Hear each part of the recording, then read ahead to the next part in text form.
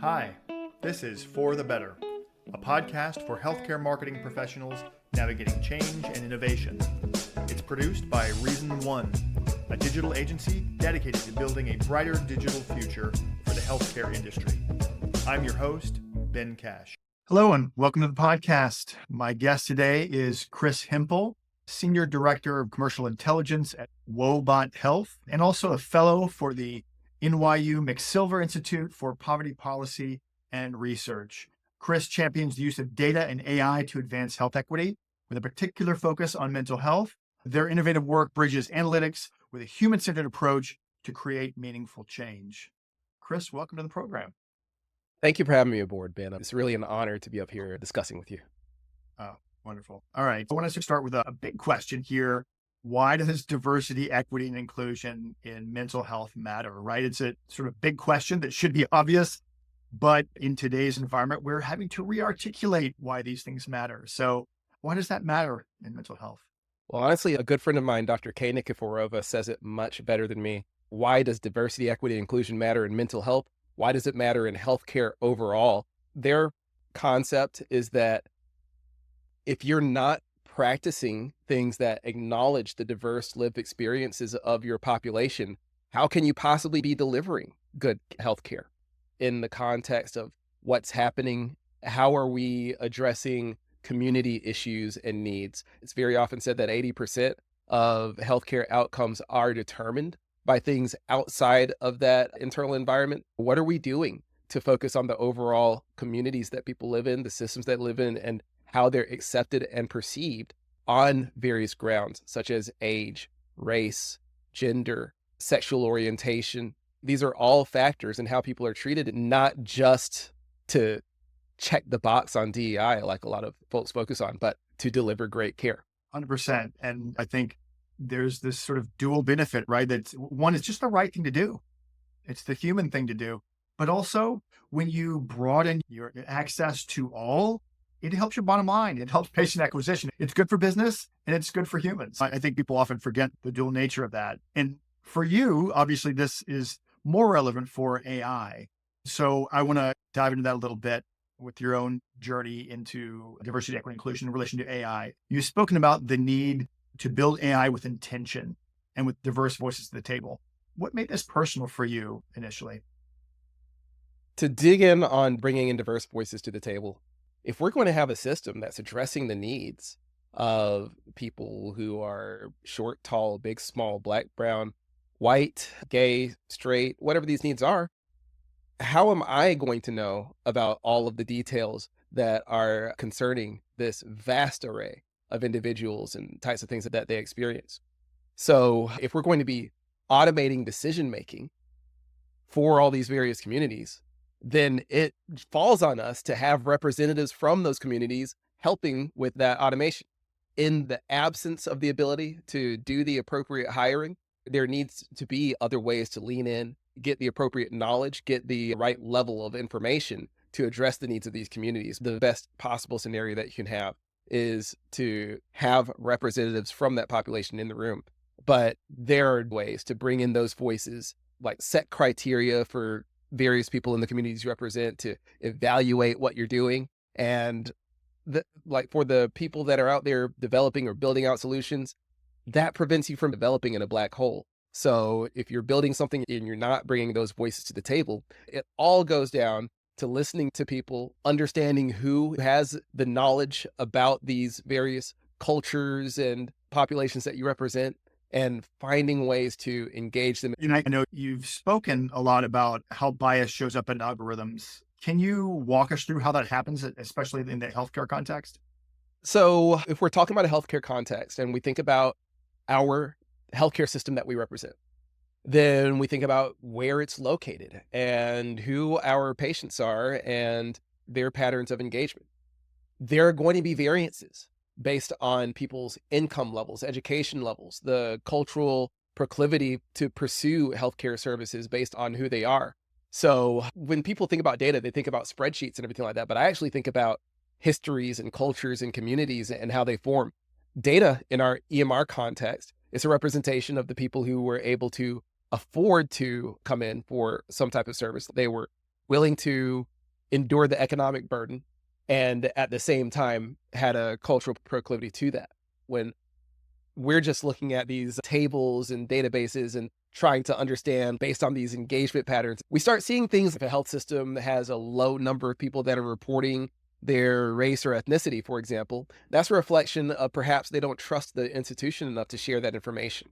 The typical rate that I've seen is around 75% completion around that. So for a big quarter of the population, we don't necessarily know. If we see an imbalance where the makeup of the community that's within the hospital is very different, like if there's significantly more Black people in the population than are represented in the hospital, then we know that there is something that's tipping the scale in some sort of way. So when we're looking at these spreadsheets, like just a simple pie chart that has the breakdown of gender and race, that is a reflection on history, economics, redlining, all kinds of things that led into what's in your Excel chart today. Yeah, and I imagine if you're the one interpreting the data, then you're adding your own bias. How do you get the context that you're talking about and the history? How does that come into play in data and those kind of models? Beautiful question, because we're talking about diversity of who's at the table in terms of race and demographics, but also what about diversity of professional experience?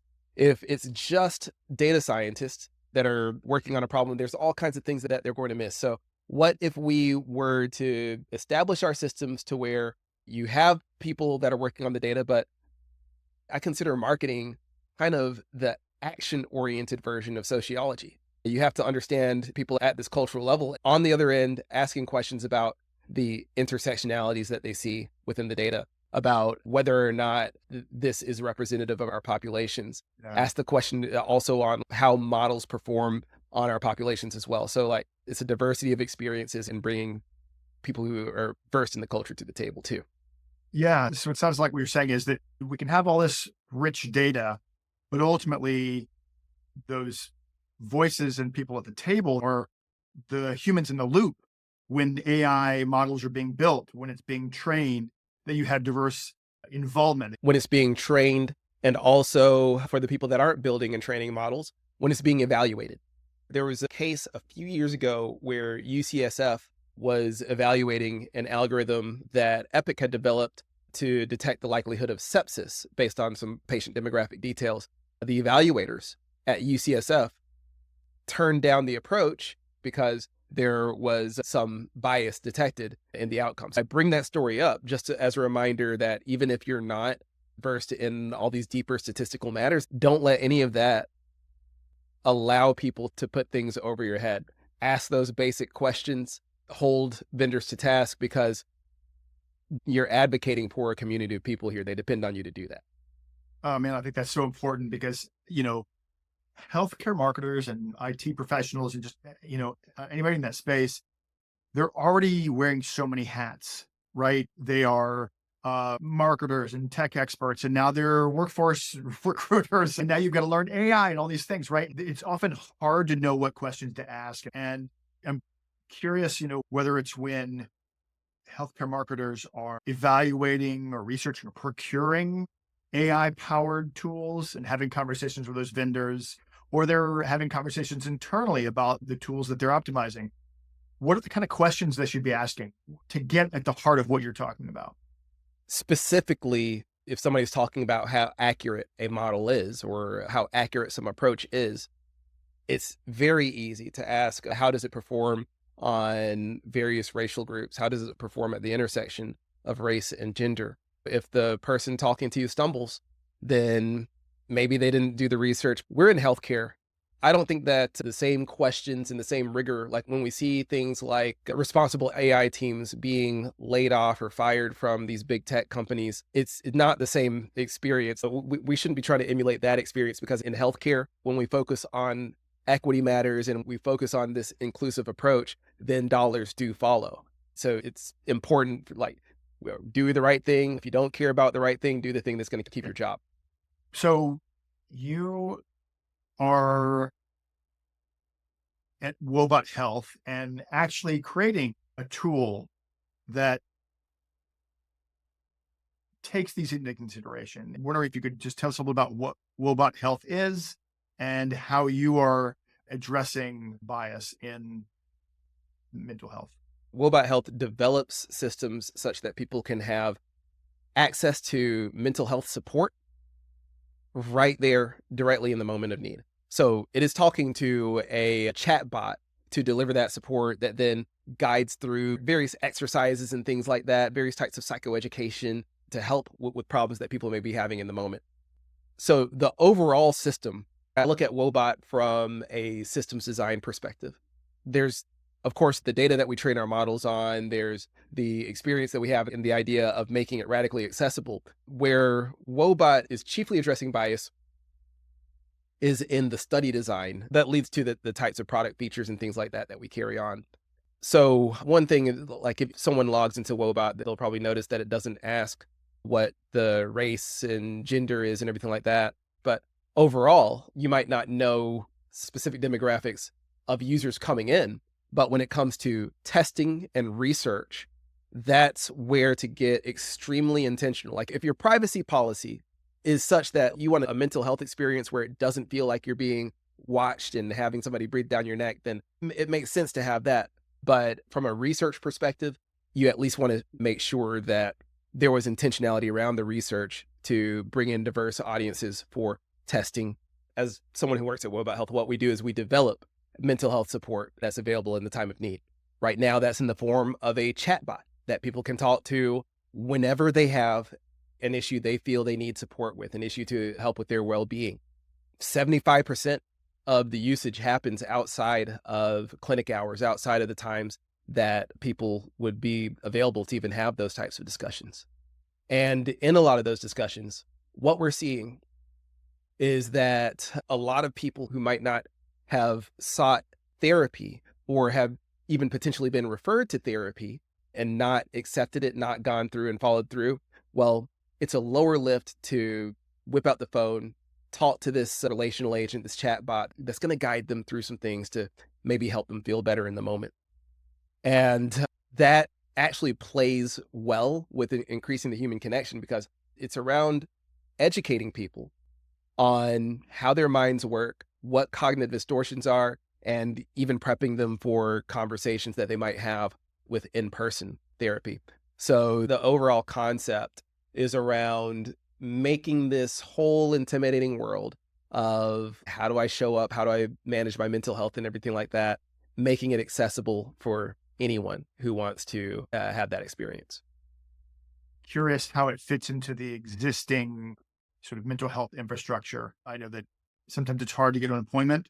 There's so many different providers out there. I see ads all the time and I have no sense of availability or quality, et cetera. And so there's this sense of it's out of reach or I'm gonna have to wait a while. And mental health is like an immediacy, right? There's an immediacy to it.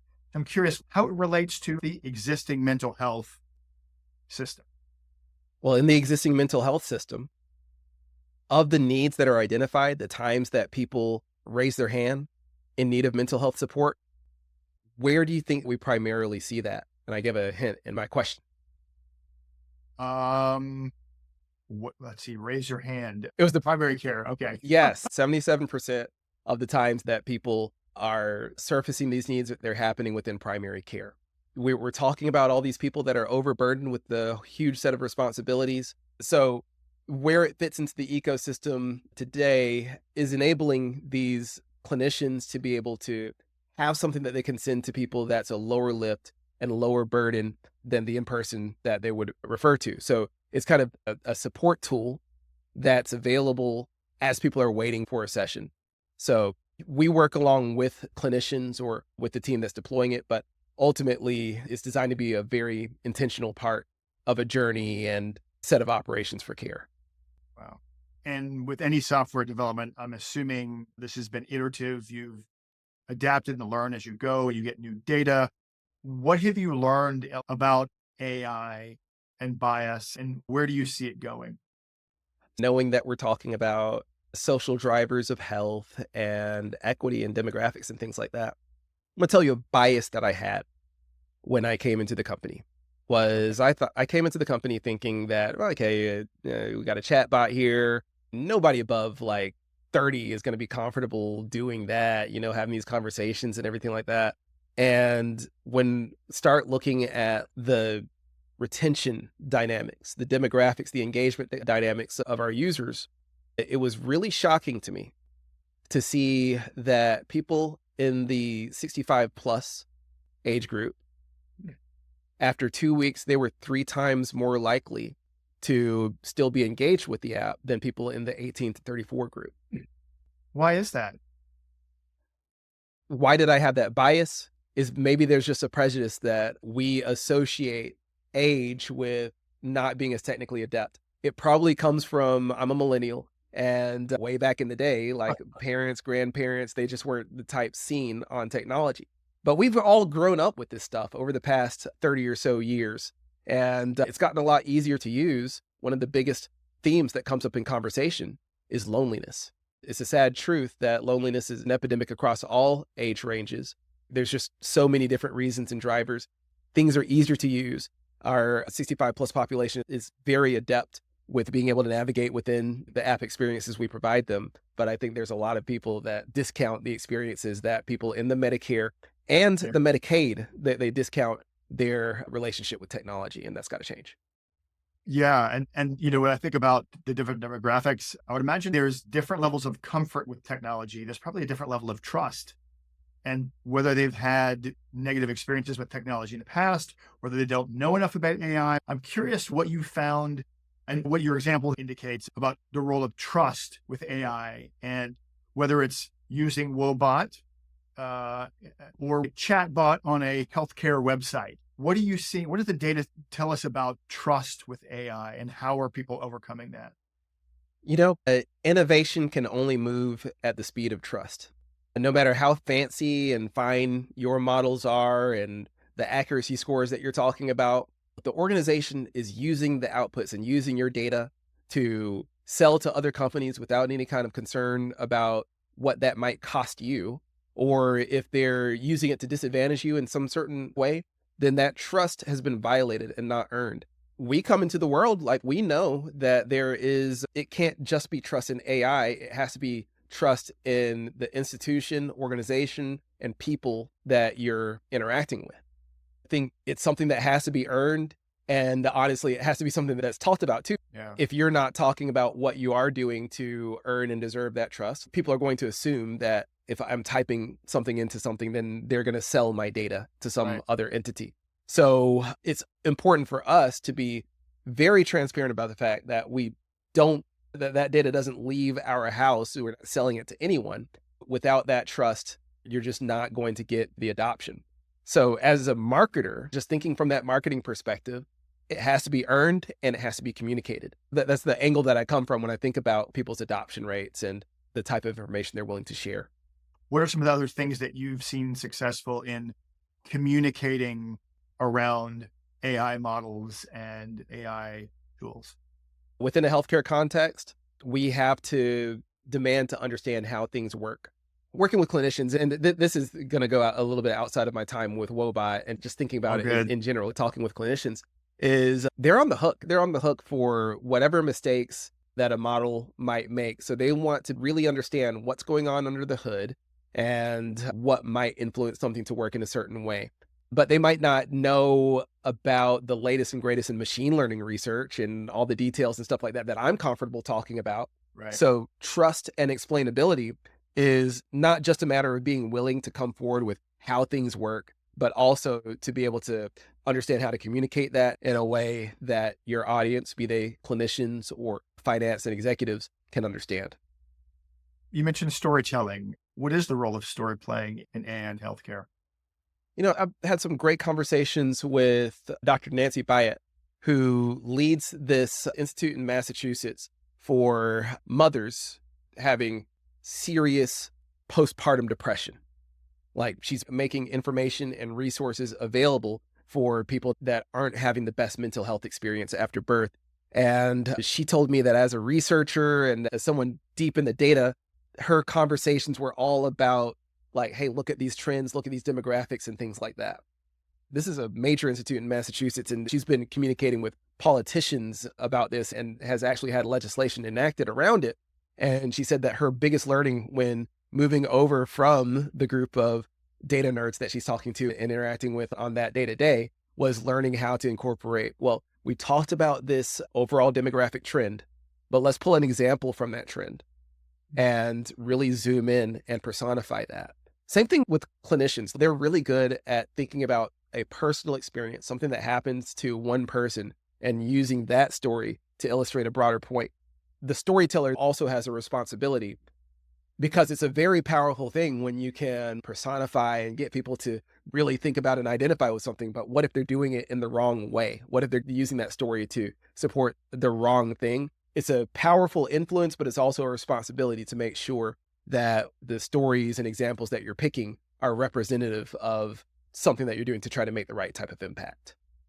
How do you confront those stigmas and the confusion and ambiguity around those things? You have to acknowledge that when you're thinking about AI, when you're thinking about mental health, there are bad actors out there.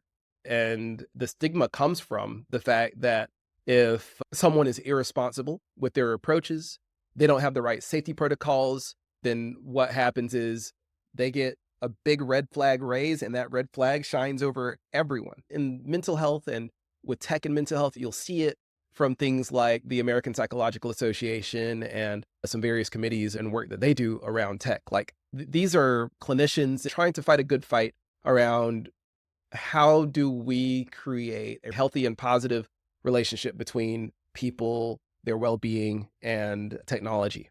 So you have to walk the right line with regards to losing trust based on the types of actions that you might take, disadvantaging people based on their demographics, et cetera. You have to live it. And I would say that to Woebot's credit, one of the biggest things that they've focused on is not just being some mill dropping a bunch of so-called cool tech and making all kinds of bloviated exploitations, but really putting an eye to data and research and protocols. So it shines in favor to partner with mental health and AI. A lot of people are releasing these pre-trained transformers, prompts, and things like that around addressing mental health needs, but you make such a serious difference if part of the people you're employing early on, part of the DNA, are people who are clinicians or are psychologists or have that deep subject matter expertise. No shade to people who want to develop something and improve the lot of people for mental health, but we need to incorporate experts into that process. Even myself, I focus on data science, but I am absolutely nothing without those supports around me, without people around me to discuss some of the findings and observations that I've made, to point out what is actual signal, what is actual noise. Yeah. What you said about getting the right people at the table to have these conversations and really understand the subtleties and complexities, because humans are complex and they're not solved by a formula. It actually makes me think of one of my favorite concepts, the notion of complicated versus complex. It's described in this book, Brave New Work, by this guy, Aaron. And it talks about how complicated construct is something that has an ideal state, like a car, right? If it breaks, you can fix it. You can get to an ideal state. It's complicated, but it's solvable. Mm-hmm. Complex is the weather. Humans, there's never a perfect state. It's always in flux. And I think we often try to treat complex environments as if they're complicated environments, instead of embracing the complexity, embracing the subtlety, and sort of working together to embrace it, even if we can't solve it, which means it's never done. We're always iterating. We're always trying to improve. So in general, where do you see AI taking healthcare? Where is this all going? Healthcare needs to take AI somewhere, right? You asked me what I want people to come away with. I was at a conference a few weeks ago and I gave a Captain Planet reference. I said, the power is yours. Because when it comes to the types of questions that we were talking about, to hold vendors accountable, when it comes to the types of problems that you want to focus on, you lay out your strategy and then you look for tools that might be able to help. And some of those tools might incorporate AI. There's a milieu of tools out there. Honestly, a whole bunch of companies are claiming some sort of relationship with AI and all that. All fine and dandy. The main thing is don't let AI take you. You're making decisions about how to advocate for your population. Yeah, true that. And I think I've heard others say AI is not a strategy. It's like saying, what are you going to do with internet? Yes. Right. It's means to the end. Right. So you're obviously very knowledgeable about this subject and very plugged in. I'm curious who you listen to. How do you nourish yourself and stay in the loop on what's happening with AI in healthcare? Ooh, I love that question. So for me, podcasts are just a great first line of defense for me. Even if I'm not specifically seeking something out, things like This Week in Machine Learning, which is more technical, or things like Last Week in AI, which is more approachable. You hear that going on in the background, and you might hear about some technology or some approach or some innovation that resonates, and you're like, oh, well, let me Google that afterward and figure something out. I got to give a shout out to this one called, I think it's called the Causal Inference Podcast. Those are epidemiologists, actually, but they're Okay. talking about really important questions around causality. When you're thinking about things in this causal lens, it leads to better decision making. You don't look at things at just the associations or the correlations that people find. You get really deep in the ways that you will question vendors and systems about, well, are you really telling me what we're seeing? Is this actually a causal relationship? Yeah. Wonderful. If anybody wants to get in touch with you, what's the best way? LinkedIn really is demonstrably like my skills are terrible. So you look up Chris Hemphill on LinkedIn and I'll have a day out of the week where I try to respond immediately, but if I fall behind, then one day out of the week, I'll just make sure that I get back to all my messages. Awesome. Well, Chris, I really appreciate you sitting down and talking with me. Thanks for having such a organic and fluid conversation. Thanks, Chris. Talk to you soon.